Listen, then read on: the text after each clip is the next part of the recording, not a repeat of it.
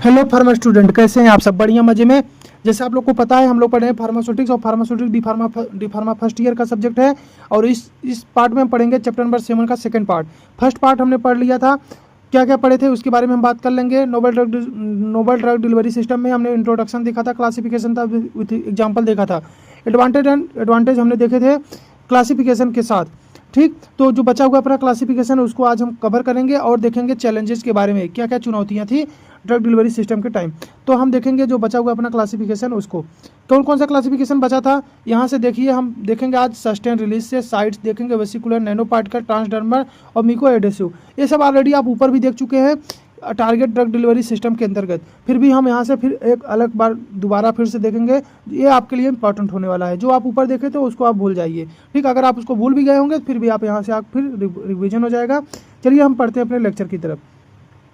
हम देखिए पढ़ेंगे sustain release drug delivery system. नाम से क्लियर हो रहा है, ऊपर भी हमने इसकी पहले भी बात कर लिया था। Sustain release drug delivery system वे सिस्टम होते हैं जिनमें जो दवा होगी बहुत धीरे धीरे रिलीज होगी। बहुत धीरे धीरे रिलीज होगी मतलब लंबे समय तक रिलीज होगी, और लंबे समय तक रिलीज होगी मतलब हमारा जो थेरेपेटिक इफेक्ट है, यानी जो बीमारी को जो ठीक करने का जो चिकित्सीय जो प्रभाव है लंबे समय तक हमारी बॉडी में बना रहेगा। Sustain release drug delivery system वह आधुनिक दवा वितरण प्रणाली है जिसमें दवा धीरे धीरे लंबे समय तक क्या होती है, रिलीज होती है। ठीक, दवा क्या होगी, लंबे समय तक रिलीज होती है। इसका उद्देश्य है थेरेपेटिक प्लाज्मा कंसंट्रेशन को लंबे समय तक बनाए रखना। थेरेपेटिक प्लाज्मा कंसंट्रेशन मतलब जो चिकित्सीय प्रभाव है, प्लाज्मा का जो कंसंट्रेशन जो जिसके कारण हमारा जो प्रभाव, जो चिकित्सा का जो बीमारी को ठीक करने का जो प्रभाव होता है बॉडी के अंदर, वो लंबे समय तक क्या हो, बना रहे। Sustain release drug delivery system को दवा को स्पेशल पॉलीमर मैट्रिक्स सिस्टम के माध्यम से इनकैप्सुलेट की जाती है। जैसे ऊपर हमने पढ़ा था, दवा को पॉलीमर या मैट्रिक्स में इनकैप्सुलेट उसमें भरी जाएगी, और यह सिस्टम बैरियर कोटिंग मैट्रिक्स द्वारा ड्रग रिलीज को कंट्रोल करता है। यानी यह क्या करेगा, मैट्रिक्स या कोटिंग क्या करेगा, दवा की रिलीज को कंट्रोल करेगा। यानी कितनी मात्रा में दवा रिलीज होगी कि नहीं होगी उसको कंट्रोल करने का काम कौन करेगा, जो हमारे सिस्टम बैरियर जैसे कोटिंग या मैट्रिक्स जिसमें दवा भरी जा रही है। ठीक, इसका मुख्य लाभ यह है कि पेशेंट को दवा बार बार लेने की आवश्यकता नहीं पड़ती है, जिससे पेशेंट की कॉम्प्लिकेशन बढ़ती है, पेशेंट को सुविधा हो जाती है, आसान हो जाता है और साइड इफेक्ट कम देखने को मिलते हैं।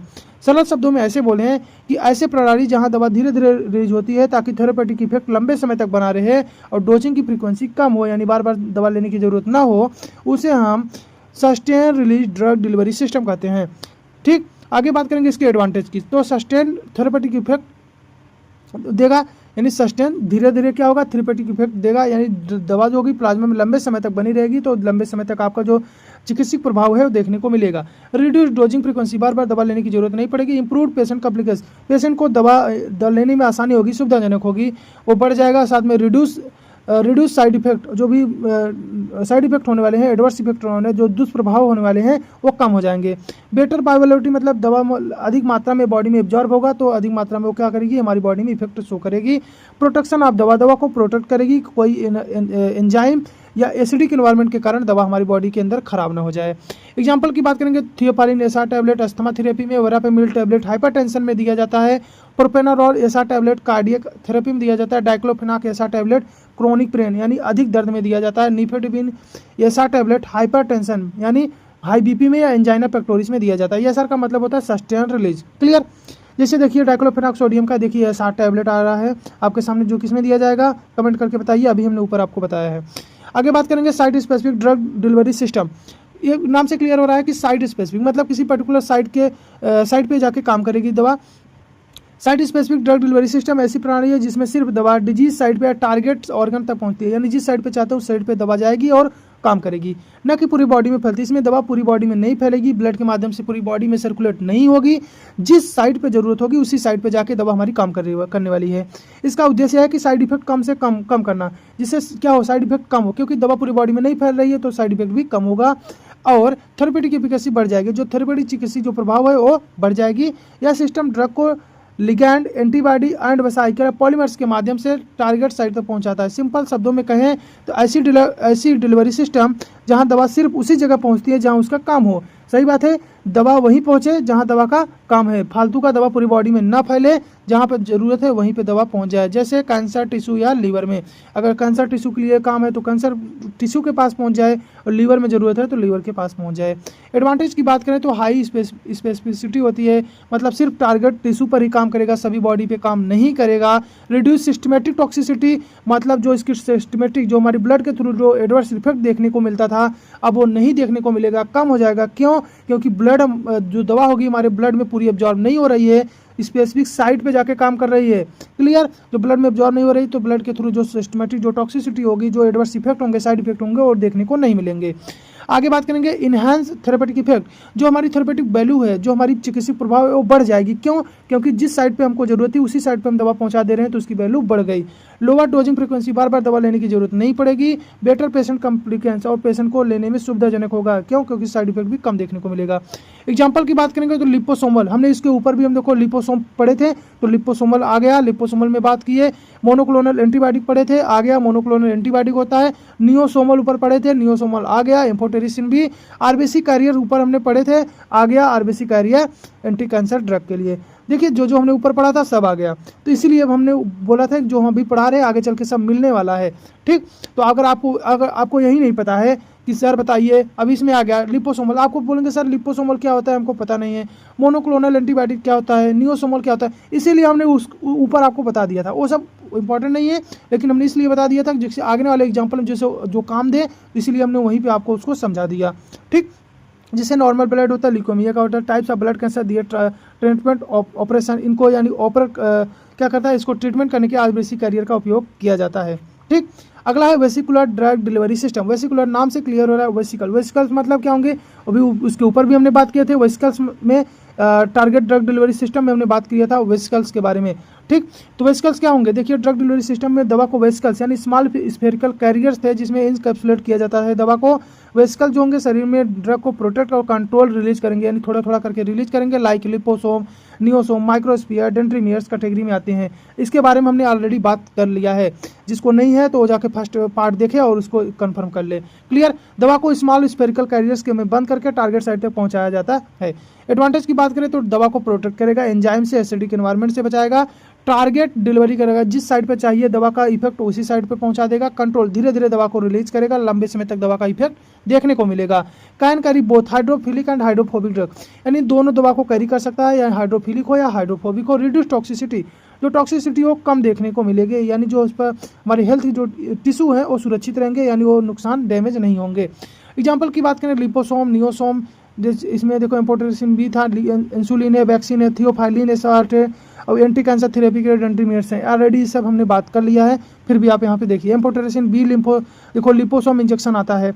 आगे बात करेंगे nano particle drug delivery system, इसके बारे में हमने बात कर लिया था। नैनो क्या था, छोटे छोटे पार्टिकल्स थे जिसमें दवा भरा जा रहा था। ड्रग डिलीवरी सिस्टम में नैनो पार्टिकल जिसका जो साइज होता है 1 से लेकर 1000 नैनोमीटर के इनकैप्सुलेट में दवा भरा जाता है। Drug carrier polymeric, lipid based, metallic nano particle हो सकते हैं, इसके बारे में भी हमने बात कर लिया था। नैनो पार्टिकल की हाई सरफेस एरिया होती है, क्यों? क्योंकि इसकी जो साइज होती है बहुत छोटी होती है, जिसके कारण इसकी सरफेस एरिया बढ़ जाएगी और दवा को अधिक से अधिक क्या करेंगे, हमारी बॉडी में एब्जॉर्ब करा लेंगे।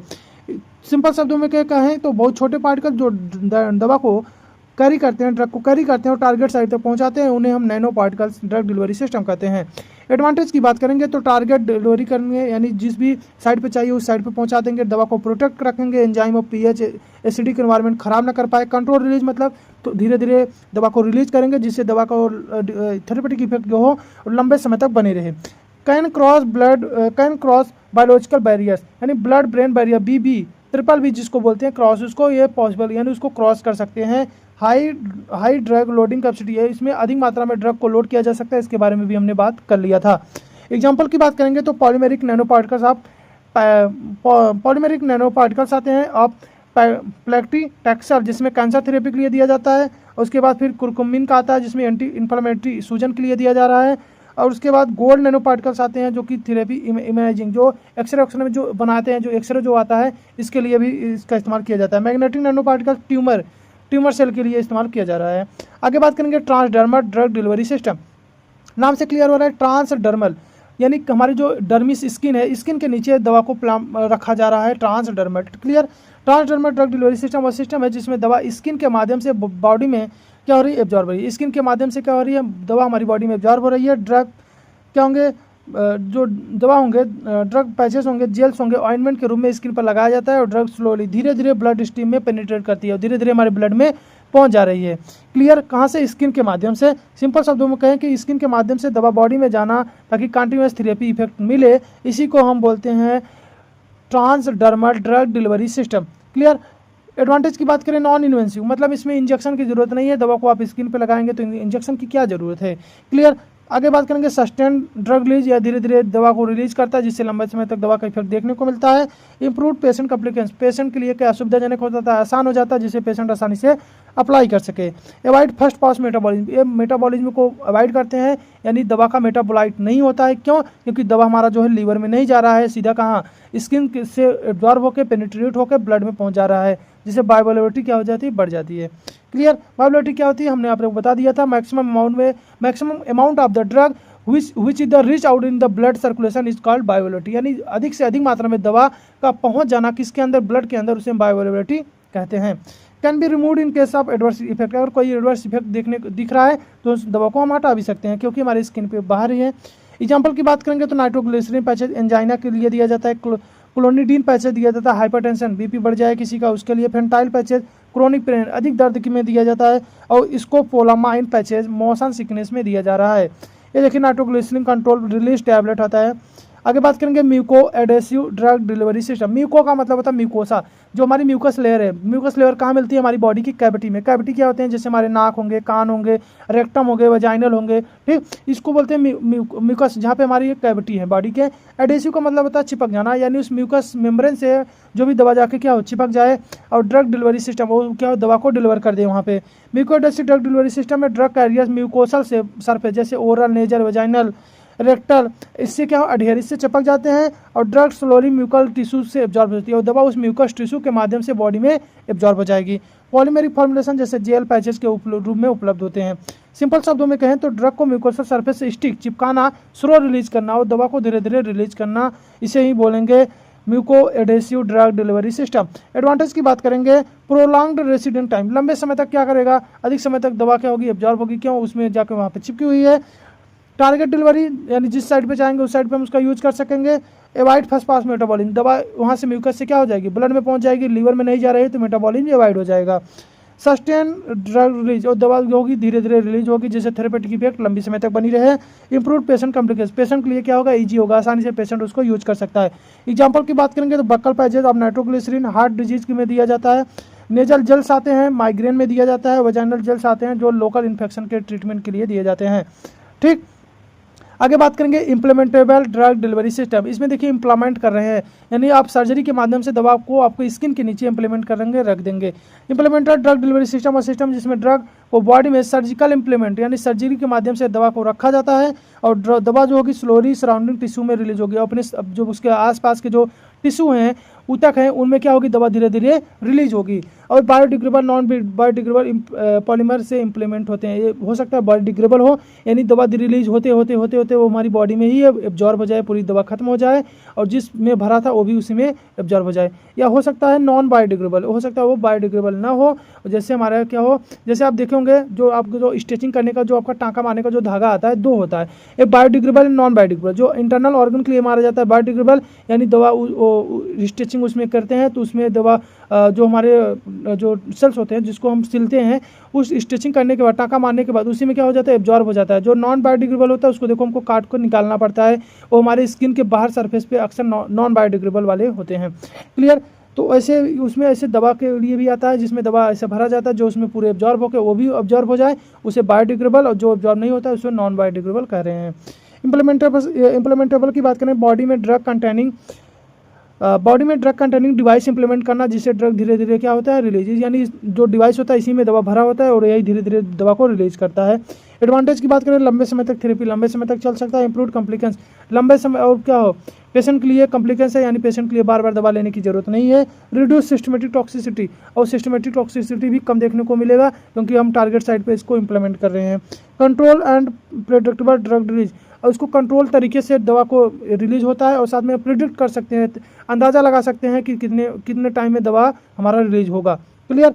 एग्जाम्पल की बात करेंगे तो लियोप्रोलिन इम्प्लीमेंट होता है, लियोप्रोलिन प्रोस्टेट कैंसर में यूज किया जाता है। नॉरप्लेमेंट कंट्रासेप्टिव इम्प्लीमेंट बहुत इंपॉर्टेंट है, नॉरप्लांट कंट्रासेप्टिव इम्प्लीमेंट आता है, लॉन्ग टर्म के लिए कंट्रासेप्शन प्रेगनेंसी से बचाने के लिए कंट्रासेप्शन के लिए यूज किया जा रहा है। इंसुलिन इम्प्लीमेंट आते हैं, डायबिटीज थेरेपी मधुमेह बीमारी को शुगर को ठीक करने के लिए, एंटी कैंसर ड्रग इम्प्लीमेंट आते हैं, लोकलाइज्ड कीमोथेरेपी के लिए यूज किए जाते हैं। क्लियर। अगला है वजाइनल ड्रग डिलीवरी सिस्टम, नाम से क्लियर है, वजाइनल ड्रग यानी कहीं ना कहीं वजाइना के माध्यम से दवा को क्या कर रहा है, डिलीवर किया जा रहा है।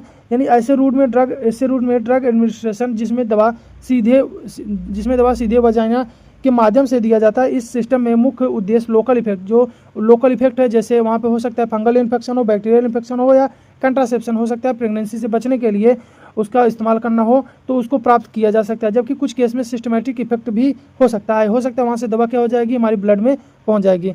वजाइना का इन्वायरमेंट थोड़ा एसिडिक होता है, यानी 3.5 से 4.5 pH होता है, जो ड्रग की एब्जॉर्प्शन और स्टेबिलिटी को प्रभावित कर सकती है, यानी उसको करता है जिसके कारण कि हमारा दवा क्या होता है, खराब भी हो सकता है, इसलिए उसको कोटेड भी करना पड़ता है। इस रूट के माध्यम से दवा सीधे साइट ऑफ एक्शन पर पहुंच जाती है, जिससे फास्ट एक्शन और बेटर थेरेपेटिक इफेक्ट प्राप्त हो, जिससे दवा जल्दी और उसकी जो थेरेपेटिक इफेक्ट हो वो अच्छी मिले। एडवांटेज की बात करेंगे तो इसमें भी फर्स्ट पास मेटाबॉलिज्म, यानी दवा लीवर में नहीं जा रहा है तो दवा यहाँ पे टूटेगी नहीं, जो दवा होगी मैक्सिमम से मैक्सिमम दवा हमारे ब्लड में पहुँच जाएगी। लोकल एक्शन, यानी लोकल एक्शन भी इसमें यूज किया जा सकता है, जैसे अभी हमने बताया था इन्फेक्शन के लिए, बैक्टीरियल के लिए, कंट्रासेप्शन के लिए यूज किया जा रहा है। पेन फ्री रूट, यानी इसमें इंजेक्शन की जरूरत नहीं है तो दर्द भी नहीं होगा। गैस्ट्रिक इरिटेशन, भाई गैस्ट्रिक इरिटेशन नहीं होगा, क्यों? क्योंकि हमारे स्टोमच में नहीं जा रहा है दवा, तो गैस्ट्रिक इरिटेशन कहाँ से होगा। अगला बात करेंगे हाई पेशेंट कम्युनिकेशन, पेशेंट को इसको लेने में बहुत ईजी होता है, आसानी से पेशेंट इसको ले सकता है। रैपिड थेरेपेटिक इफेक्ट, जो इसका थेरेपेटिक इफेक्ट है जल्दी देखने को मिलता है, यानी जल्दी असर करती है दवा। एग्जाम्पल की बात करेंगे क्लोट्रिमाजोल वजाइनल टैबलेट है, मेट्रोनिडाजोल पेसरी आते हैं, मिकोनोजोल वजाइनल सपोजिटरी आते हैं और प्रोजेनेस्ट्रॉल वजाइनल जेल आते हैं। ये क्लोट्रिमाजोल वजाइनल टैबलेट इस तरीके का मिलता है मार्केट में। अगला है intra uterine drug delivery system. Uterine का मतलब होता है यूट्रस, यानी दवा को बोले यूट्रस के अंदर क्या करना, भेज देना, यानी इंट्रा यूट्राइन डिवाइस ऐसा डिलीवरी सिस्टम है जिसमें दवा को सीधे यूट्रस के अंदर इंसर्ट किया जाता है। यह system mainly long term contraception, लंबे समय तक प्रेगनेंसी से बचाने के लिए इसका इस्तेमाल मेनली किया जाता है, और हार्मोनल ड्रग डिलीवरी के लिए, मान लीजिए किसी हार्मोन का आपको बॉडी के अंदर डिलीवर करना है, किसी हार्मोन को भेजना है या डालना है बॉडी में, तो उसके लिए इसका इस्तेमाल किया जा रहा है। इसमें एक छोटा सा डिवाइस होता है जिसे ट्रेंड हेल्थ प्रोफेशनल द्वारा यूट्रस में डाला जाता है। यह डिवाइस धीरे धीरे ड्रग रिलीज करता है और जिसे प्रोलॉन्ग्ड थेरेपेटिक इफेक्ट मिलता है। इस मेथड से दवा टारगेट साइट तक पहुंचती है, इसलिए कम डोज में भी अच्छा इफेक्ट दिखाई देता है। आप एक उदाहरण सब सुने होंगे कॉपर टी का। देखिए एडवांटेज की बात करेंगे, लॉन्ग टर्म में रिलीज, यानी लंबे समय तक दवा धीरे धीरे रिलीज होगी, यानी कई साल तक इसका इफेक्ट बना रहता है। जो कॉपर टी होता है एक बार इंप्लीमेंट करिए 5 साल तक कोई टेंशन नहीं, 5 साल तक प्रेगनेंसी का कोई रिस्क नहीं रहता। 5 साल तक आपको क्या करेगी, वो आपको कंट्रासेप्शन प्रोवाइड करेगी। ठीक। हाई इफिशियंसी, यानी प्रेगनेंसी को रोकने के लिए इफेक्टिव मेथड होता है। लो मेंटेनेंस, बार बार लेने की जरूरत नहीं पड़ती है। फर्स्ट पास मेटाबॉलिज्म, इसमें भी मेटाबॉलिज्म नहीं हो रहा है, क्यों? क्योंकि दवा लीवर में जा ही नहीं रही है, तो मेटाबॉलिज्म कहाँ से होगा। तो मैक्सिमम से मैक्सिमम दवा बायोअवेलेबिलिटी होती है, मैक्सिमम से मैक्सिमम दवा हमारे ब्लड में एब्जॉर्ब होती है। Localised drug delivery system, localised drug delivery यानी सीधे यूट्रस में काम करती है, तो वहीं पे हम इसको इंप्लीमेंट भी करेंगे। रिवर्सिबल मेथड, अब इसको हम निकाल भी सकते हैं, जब इसको निकालेंगे तो डिवाइस हटाने पर फर्टिलिटी वापस आ जाएगी। हम बात करें इसके इन केस ऑफ कंट्रासेप्शन के। क्लियर। एग्जांपल की बात करें जैसे कॉपर टी आता है, नॉन हार्मोनल आईओडी, मिनेरा आता है, लियोनॉर्जेस्ट्रॉल, और उसके बाद LNG IUS hormonal intrauterine system. जो आपका कॉपर टी होता है, देखिए इस टाइप का होता है, देखिए आपका ये कॉपर टी, इसको यूट्रस में इम्प्लीमेंट किया जा रहा है। क्लियर। अगला चैलेंजेस की बात करेंगे, नोबल ड्रग डिलीवरी सिस्टम में चैलेंजेस क्या दी, यानी क्या क्या इसमें चुनौतियां देखने को मिला जब ये नोबल ड्रग डिलीवरी सिस्टम जब आगे जो बढ़ रहा था, तो इसमें क्या क्या जब इसका डिस्कवरी हुआ, जब इसके आगे इसके क्षेत्र में जब साइंटिस्ट लोग जब काम करने लगे, तो इसमें क्या क्या इसमें चैलेंजेस देखने को मिला। देखिए नोबल ड्रग डिलीवरी सिस्टम जैसे liposome, niosome, nanoparticle, TDS, CRDS, control release drug delivery, target drug delivery, ठीक, आदि बहुत प्रॉमिसिंग है। इसमें केवल डेवलपमेंट और क्लिनिकल यूज में कई चैलेंजेस है। इसमें एग्जाम फ्रेंडली और डिटेल्ड तरीके से इसको समझाते हैं। देखिए जैसे ड्रग स्टेबिलिटी इशू, दवा के साथ स्टेबिलिटी का प्रॉब्लम हो रहा था, यानी जो दवा था उसको जो जिस भी हम जैसे माइक्रो क्या थे लिपोसोम थे और नियोसोम थे, इनमें जब दवा को भर रहे थे तो दवा कहीं ना कहीं जाकर उसकी स्टेबिलिटी खराब हो जा रही थी, यानी दवा को इनकैप्सुलेट यानी भरते समय डिग्रेड हो जा रहा था, खराब हो जा रहा था, केमिकल उसकी इनस्टेबिलिटी हो जा रही थी। ठीक, तो जैसे लिपोसोम ड्रग फास्फोलिपिड के ऑक्सीडेशन से ड्रग डिग्रेड हो जा रहा था। अगला क्या था कॉम्प्लेक्स फार्मूलेशन एंड मैन्युफैक्चरिंग, जो इसका फार्मूलेशन था, जो दवा बनाने का तरीका था बहुत कॉम्प्लेक्स था, मैन्युफैक्चरिंग का था बहुत कॉम्प्लेक्स था। तो करें एनडीएस स्प्लाइस टेक्निक और सोफिस्टिकेटेड इक्विपमेंट की जरूरत, यानी बहुत एडवांस इक्विपमेंट की जरूरत होती थी। स्केल अप लेबोरेटरी, अच्छी लेबोरेटरी की जरूरत होती थी। इंडस्ट्रियल लेवल पर चुनौतीपूर्ण था, यानी ऐसे लेबोरेटरी को बनाना इंडस्ट्रियल स्केल पर लेवल पर बहुत चुनौती था। एग्जाम्पल के nano particle dendrimers require high precise synthesize technique, इनके लिए बहुत अधिक टेक्निक वाली इक्विपमेंट की जरूरत होती थी जो नैनो पार्टिकल्स और डेंड्रीमेर्स को बनाते थे, जिनमें दवा को भरा जा रहा था। हाई कॉस्ट, पैसा भी अधिक लगेगा। Raw material phospholipid polymer surfactant expensive होते हैं, इसके कारण इनमें पैसा भी बहुत अधिक लग रहा था। ये भी हमारा एक चुनौती था कि ओवरऑल जो हमारा जो मेडिसिन का जो कॉस्ट था वो बढ़ जा रहा था। ठीक, अब ये क्या है biological barriers and targeting efficiency, यानी बहुत सारे ऐसे ड्रग थे जो कि यानी ब्लड ब्रेन बैरियर्स को क्रॉस करना या टारगेट टिश्यू सही अमाउंट में डिलीवर करना डिफिकल्ट होता था, यानी वो ब्लड ब्रेन बैरियर को क्रॉस नहीं कर पाते थे और टारगेट टिश्यू पर सही अमाउंट में डिफिकल्ट यानी उसको रिलीज नहीं कर पाते थे। ये चीज़ें भी उसमें प्रॉब्लम को देखने को मिली। Some nano particle get clear to reticuloendothelial system before reaching target site.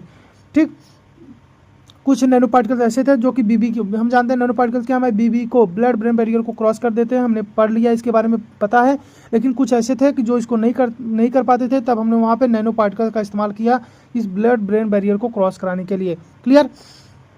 अगला क्या है toxicity and bio compatibility concern. Toxicity and nano particle dendrimers metallic करके कभी कभी टॉक्सिक हो सकते थे या इम्यूनोजेनिसिटी दिखा सकते थे, यानी करें इम्यून सिस्टम के हमारे जाके क्या करते अनबिहेव करवा देते थे, इम्यून सिस्टम उन्हीं के खिलाफ क्या कर रहा था, रिएक्शन कर लेने लगा था। लिपोसोम एंड नियोसोम नेचुरल मटेरियल्स से बनते थे, लेकिन स्टेबिलिटी इनहेंस सरफेक्टेंट की टॉक्सिसिटी हो सकती थी। ठीक, अगला क्या रेगुलेटरी एंड अप्रूवल चैलेंज। इसमें देखिए एनडीडीएस के FDA and EMA approval complex था, यानी इससे अप्रूवल लेना था। फूड ड्रग अथॉरिटी इससे क्या किया था, इससे अप्रूवल लेना होता था। तो प्री क्लिनिकल ट्रायल्स एक्सपेंसिव होती थी, टाइम भी इसमें अधिक लगता था। क्वालिटी और रिप्रोड्यूसिबिलिटी सेफ्टी वैलिडेट करना चैलेंजिंग था। स्केल ऑफ द रिप्रोड्यूसिबिलिटी, यानी लेबोरेटरी लेवल पर ड्रग कैरियर्स परफेक्ट बनते थे, लेकिन इंडस्ट्री स्केल पर साइज, यूनिफॉर्म और इनकैप्सुलेशन इफिकेंसी मेंटेनेंस करना मुश्किल था। यानी लार्ज स्केल पर हम इसको क्या करते थे, इनकैप्सुलेट दवा को भरना, दवा को मेंटेनेंस करना, दवा एक समान तक रहे, उसकी साइज, ये सब करना थोड़ा डिफिकल्ट हो रहा था।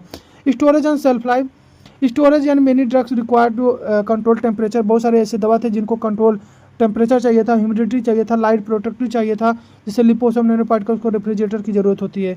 लॉन्ग टर्म स्टेबिलिटी हमेशा गारंटीड नहीं होता है, लंबे समय तक बना रहेगा इसकी भी कोई गारंटी नहीं है, यानी सेल्फ लाइफ की भी दिक्कत होती थी। Patient related challenges. अब इंजेक्टेबल इम्प्लीमेंटेबल डिवाइस कभी कभी इन्वेंसी होती है, यानी इंजेक्शन की मदद से, सर्जरी की मदद से यूज किया जाता था। तो transdermal patches muco adhesive system में स्किन इरिटेशन हो सकती थी, क्योंकि इसको म्यूकस पे लगाया जा रहा था, तो इसमें स्किन इरिटेशन हो सकता था, म्यूकोसल इरिटेशन हो सकता था, पेशेंट कॉम्प्लिकेशन प्रभावित हो सकता, जिससे पेशेंट क्या हो सकता था, पेशेंट कहता था भाई हमको दिक्कत हो रहा है, हम इसको यूज नहीं करेंगे, हमारे लिए सुविधा वाला बात नहीं है। ठीक, तो हमारा देखिए चैप्टर यहीं खत्म हो जाता है, आप अच्छे से पढ़िए। चैप्टर हमारा खत्म हुआ, चैप्टर के साथ साथ हमारा ये फार्मास्यूटिक्स का जो सब्जेक्ट था ये भी खत्म हुआ, और हम पढ़ेंगे अपने अगले चैप्टर में, अगले सब्जेक्ट में फार्माकोग्नोसी के बारे में।